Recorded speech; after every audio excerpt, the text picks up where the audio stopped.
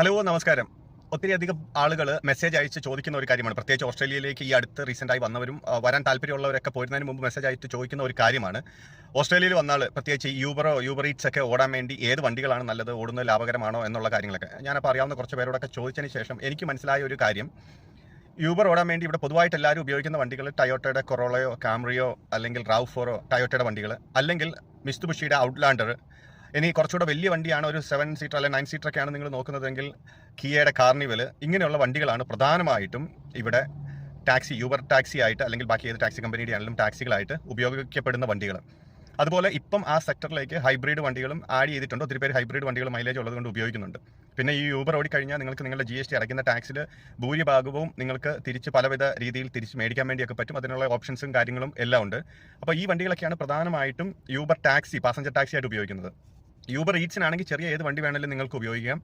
അതിൽ പ്രധാനമായിട്ടും മൈലേജ് ഉള്ള കുഞ്ഞു കാറുകളാണ് പ്രധാനമായിട്ടും ആൾക്കാർ ഉപയോഗിക്കുന്നത്. പിന്നെ സെക്കൻഡ് ഹാൻഡ് വണ്ടി മേടിക്കുകയാണെങ്കിൽ പ്രധാനമായിട്ടും ഒരു ഡീലറുടെ അടുത്ത്, കുറച്ച് പൈസ കൂടിയാലും ഒരു ഡീലറുടെ അടുത്ത് മേടിക്കുന്നതാണ് എപ്പോഴും സേഫ്.